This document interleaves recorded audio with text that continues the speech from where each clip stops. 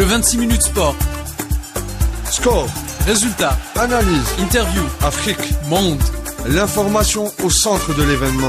Un rendez-vous hebdomadaire pour développer l'actualité sportive africaine. 26 minutes sport. Le sport dans tous ses états. Sur Ifriqiya FM. Sur Ifriqiya FM.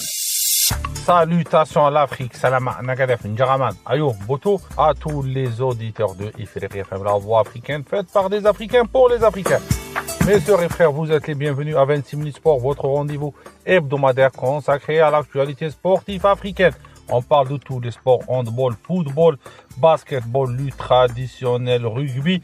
On est là pour donner une couverture véritable sur le sport africain avec des invités de marque africains, bien sûr, ou panafricains qui vont nous donner un éclaircissement sur la réalité et l'image du sport africain. Avant le début de l'émission, mes sœurs et frères, je vous demande de liker. On est sur les réseaux sociaux, Facebook, X, Instagram. On est là présent. Écoutez et réécoutez nos émissions sur YouTube, bien sûr en replay, ou téléchargez notre application Radio Ifriqiya FM disponible sur Play Store et toutes les plateformes de téléchargement pour écouter et réécouter l'Ifriqiya FM sportif. Avant aussi le début de l'émission, on parle des résultats. On connaît les Simba, les Tanzaniens vont être en finale de la Coupe de la CAF en Ligue des Champions. Pyramids, le club égyptien, contre toute attente, il sera en finale contre les Mamelodi Sundowns. Le Ahli du Caire, il s'est éliminé de cette compétition. Il s'est éliminé parce que le Ahli, il a les moyens de gagner cette Ligue des Champions. Mais le football, il est rond et le football, il tourne et on n'a pas tout le temps les résultats espérés. Aujourd'hui, au programme, on a avec nous Aliou Toundé, journaliste spécialiste de tous les sports en Afrique. On va parler du Tour du cyclisme du Bénin, l'un des tours les plus emblématiques du continent africain. On reviendra aussi sur la Ligue des Champions africaine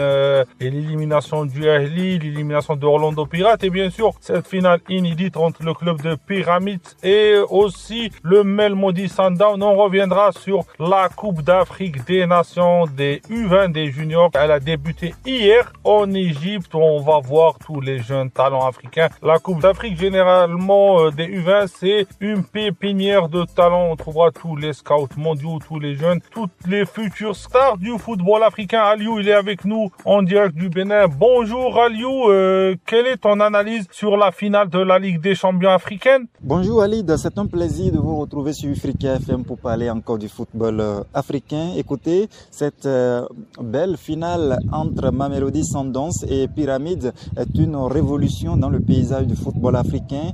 Pendant longtemps, mon cher Walid, la Ligue des Champions de la Confédération africaine de football semblait être l'affaire exclusive d'une poignée de clubs historiques, Al Ahly, TP Mazembe, l'Espérance de Tunis. Mais cette année, nous assistons là à un tournant, voire deux clubs issus de projets modernes avec une approche très professionnelle de la gestion sportive atteindre la finale.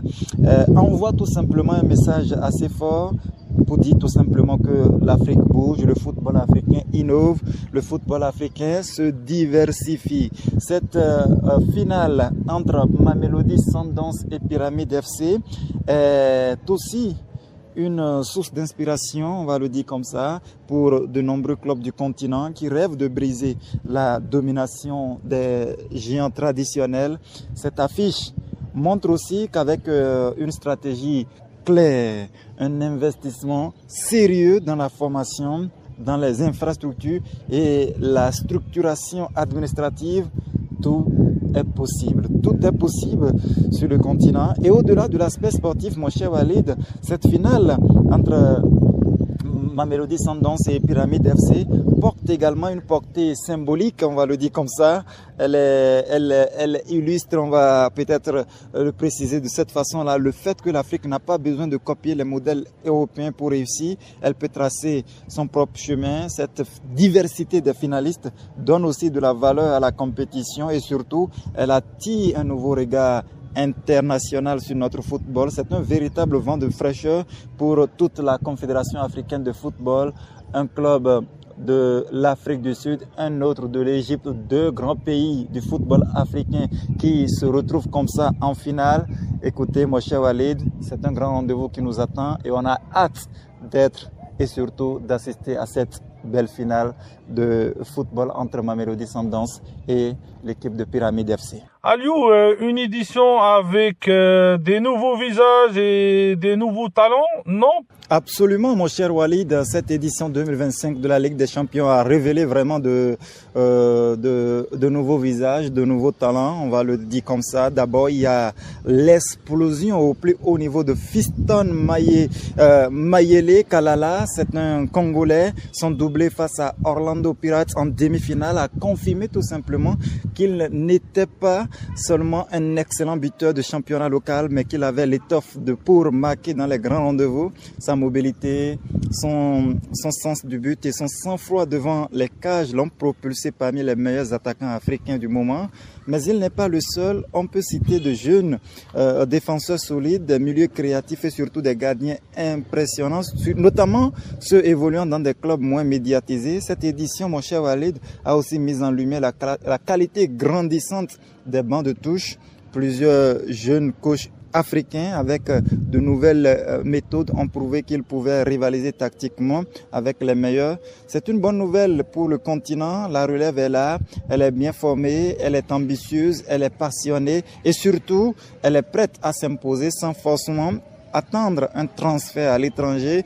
Ce dynamisme donne peut-être beaucoup d'espoir, on va le dire comme ça, pour le futur du football africain, tant sur la scène continentale que sur la scène mondiale. Que apportera cette édition au ballon africain selon toi? Cette finale peut changer beaucoup de choses. D'abord, elle va montrer une autre image de l'Afrique. Trop souvent, le football africain est résumé aux exploits de quelques stars individuels. Les clubs africains, eux, souffrent encore d'une certaine invisibilité à l'international.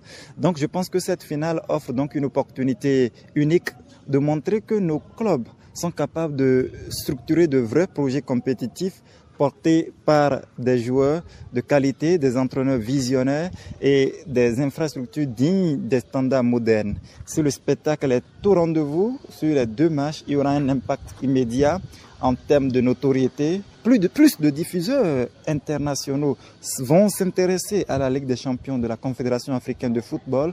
Plus de recruteurs vont s'intéresser aux matchs de la Ligue des Champions africaine. Des partenariats stratégiques pourront voir le jour, notamment avec des clubs européens ou asiatiques. Et au-delà de l'impact médiatique, cela peut aussi donner des idées à d'autres investisseurs africains, voir que des projets comme Pyramide FC ou Mamelodi Sundowns peuvent rivaliser au sommet, encouragera d'autres initiatives du même genre.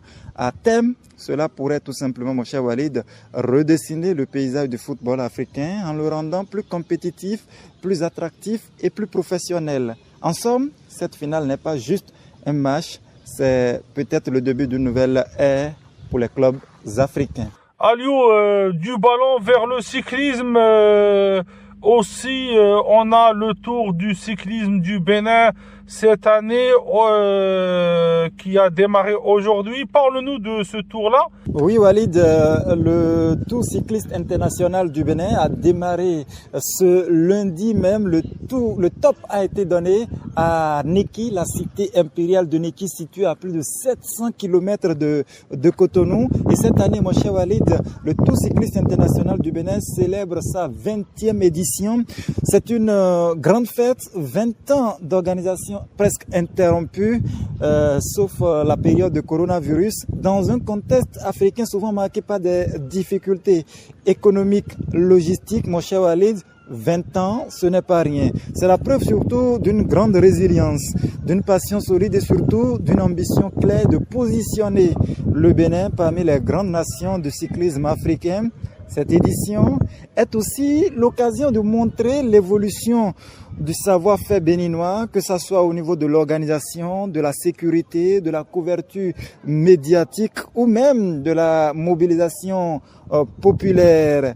Tout a été pensé par la Fédération béninoise de cyclisme afin de franchir un nouveau cap cette année. En accueillant donc pour cette édition 90 coureurs venus de 14 pays différents, le Bénin affirme son attractivité croissante dans le monde du cyclisme africain et international. Enfin, cette édition, mon cher Walid, a une valeur symbolique. Le départ, comme je le disais, a été donné depuis Niki, la cité impériale. C'est une manière de connecter le sport à notre histoire, à notre culture profonde. Cela donne au tout une dimension encore plus nationale au-delà du simple événement sportif. C'est une immense fierté pour tout le peuple béninois. C'est une immense fierté pour notamment les principaux acteurs qui sont impliqués depuis 20 années maintenant à promouvoir le cyclisme au Bénin. Et sur le plan africain, plusieurs pays participent, en tout cas sont attendus et prennent part à ce tour international au Bénin. Entre autres pays, bien entendu, l'Afrique du Sud, le Burkina Faso, le Togo, le Nigeria, ou encore même les Pays-Bas, les Philippines sont entre autres, en tout cas, pays qui prennent part à cette grande fête du cyclisme au Bénin, mon cher Walid. Voilà donc en gros ce que l'on peut retenir globalement de ce que cette 20e édition du Tour cycliste international du Bénin représente pour le pays. Aliou, est-ce qu'il y a des innovations pour le Tour cette année? Des innovations majeures pour le Tour cette année, oui, mon cher Walid. L'une des plus grandes innovations, c'est évidemment l'introduction du paracyclisme. C'est une première et c'est très fort symboliquement. Pour la première fois, la Fédération béninoise de cyclisme ouvre la compétition aux athlètes en situation de handicap. Ce geste dépasse largement le cadre du sport.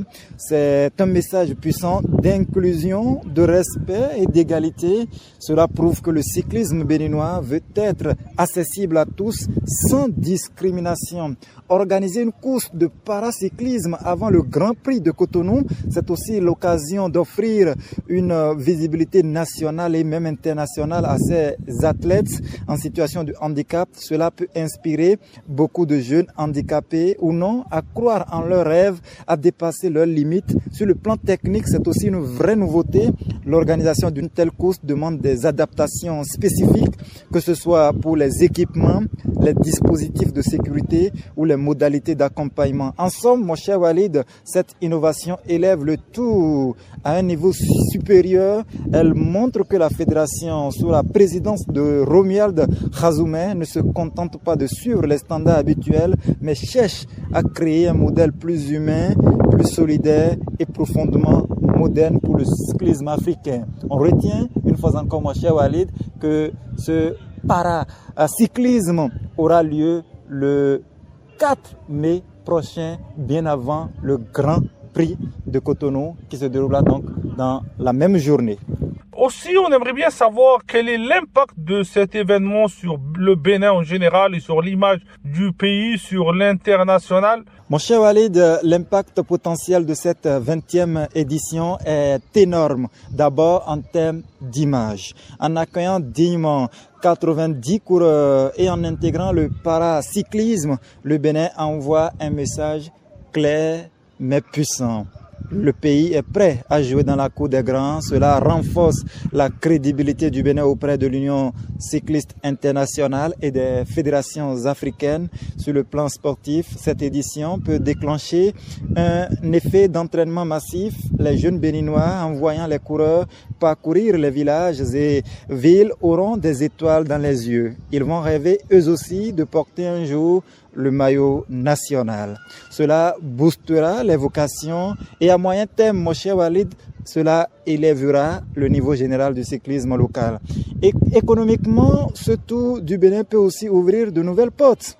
Plus de visibilité, c'est plus de sponsors potentiels, c'est plus de financement pour améliorer les infrastructures et plus d'opportunités pour organiser d'autres compétitions d'envergure mondiale au Bénin.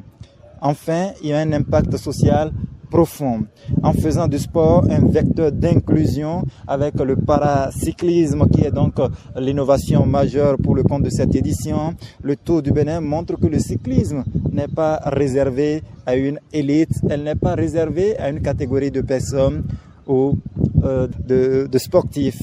Le Tour devient un outil de cohésion nationale, un outil de cohésion africaine et cette édition 2025 pourrait donc être, peut-être mon cher Walid, le vrai point de départ d'un nouveau cycle doré pour le cyclisme béninois et africain. Aliou, revenons à la Coupe d'Afrique et le football, cette CAN U20. Comment tu vois cette édition qui est en Égypte? Parlant donc de cette Coupe d'Afrique des Nations des moins de 20 ans, je pense que cette année, le niveau sera une fois encore élevé. Les équipes vont montrer beaucoup d'envie et de qualité technique. On a vu les premiers matchs à disputer, notamment dimanche. Et ce lundi, on sent que les sélections se sont préparées sérieusement pour ce tournoi. Il y a du rythme, de l'intensité et surtout beaucoup de talent sur le terrain. Les matchs seront âprement disputés. Je pense que chaque équipe va vouloir marquer son territoire de la phase de groupe. Bien sûr, il existe quelques écarts de niveau entre certaines sélections, mais globalement, toutes les sélections offrent quand même un visage compétitif. Cela rend la compétition agréable à suivre. Il faut aussi souligner l'amélioration tactique. Les jeunes joueurs commencent et comprennent mieux les consignes et savent s'adapter en fonction donc des adversaires. Cela donne des rencontres tactiques parfois, mais aussi très spectaculaires. Les entraîneurs font également un travail remarquable sur le plan mental. Les jeunes de moins de 20 ans qui gardent la tête froide même dans des moments compliqués, c'est vraiment des situations assez intéressantes, des situations vraiment qu'il faut saluer. Tout ça confirme tout simplement que le football africain progresse, surtout dans les catégories de jeunes. À ce rythme, on peut espérer voir dans quelques années ces jeunes briller au plus haut niveau en sélection A ou en club professionnel. C'est encourageant tout simplement pour l'avenir du football sur notre continent, mon cher Walid. Pour toi, je sais que tu suis vraiment par rapport à ton travail à Africa Football. Quelles sont les équipes qui peuvent aller loin dans cette compétition? Vraiment les équipes qui peuvent donner une très bonne image du football africain dans cette édition 2025? Plusieurs équipes semblent prêtes à aller très loin dans cette Coupe d'Afrique des Nations des moins de 20 ans. D'abord, le Sénégal, champion en titre, impressionne beaucoup, solide derrière, rapide devant. C'est une équipe complète qui va une fois encore nous impressionner sans doute durant ce tournoi. Mais c'est surtout une équipe qui est attendue. Et toutes les équipes, toutes les nations voudront tout simplement les battre et les Lionceaux savent que c'est un grand défi pour cette nouvelle édition. Ensuite, vous avez le Nigeria, fidèle à sa tradition, qui possède un effectif très athlétique et expérimenté pour cette catégorie de jeunes. Ce sont les sélections qui se dégagent le plus pour le moment, mais attention, dans ce genre de tournoi, mon cher Walid, il y a toujours des surprises. Une équipe comme l'Égypte, portée par son public, peut aussi créer la sensation, d'autant plus qu'ils connaissent parfaitement les terrains et les conditions locales. La Tunisie, même si elle semble moins forte au départ, a aussi une carte à jouer. Ils savent bien gérer les matchs, coopérer. Au final, je dirais que le Sénégal, le Nigeria sont les grands favoris, mais dans le football, rien n'est jamais écrit d'avance.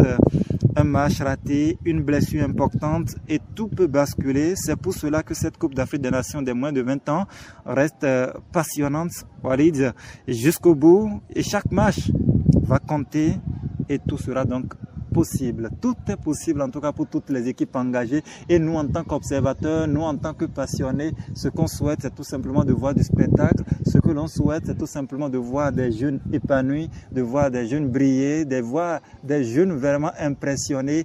Il y aura des recruteurs, il y aura des partenaires, il y aura du monde surtout pour surveiller ces jeunes talents en vue tout simplement, pourquoi pas, de les repérer pour les grands clubs professionnels. C'est des choses assez intéressantes. C'est pour cela même qu'il faut encourager et aider tout simplement ces jeunes garçons à davantage mieux s'illustrer durant ce tournoi.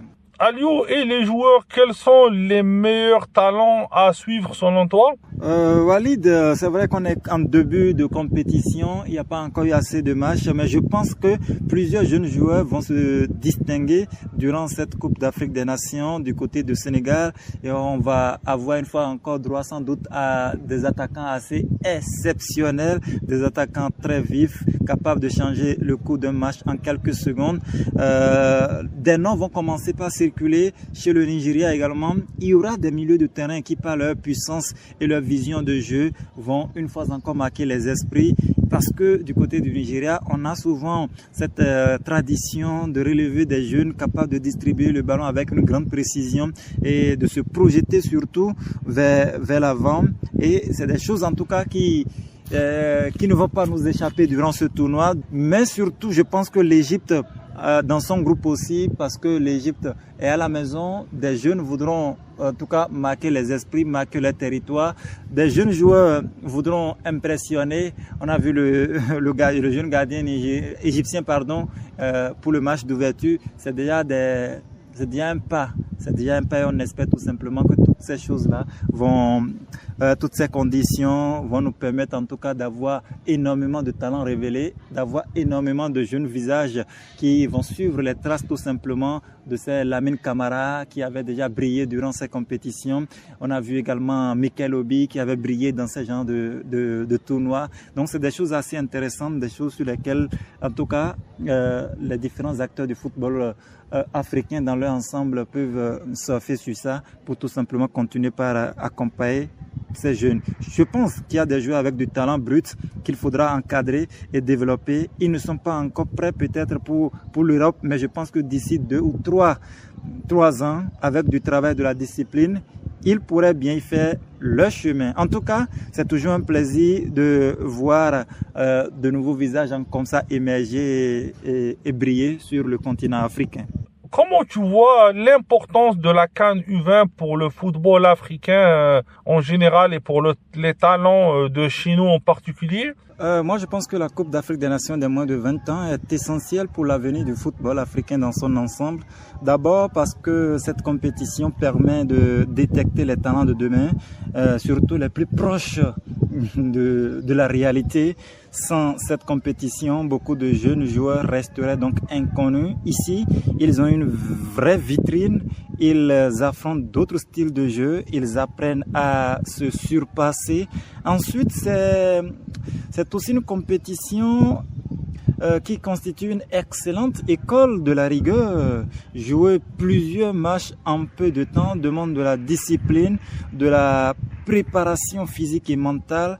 Donc je pense que cette compétition est une vraie formation et plus que cela, la Coupe d'Afrique des Nations des moins de 20 ans donne aussi de l'espoir. Elle montre à ces jeunes Africains que tout est possible avec du travail. C'est très important pour motiver la nouvelle génération. Au niveau des sélections nationales, c'est également stratégique.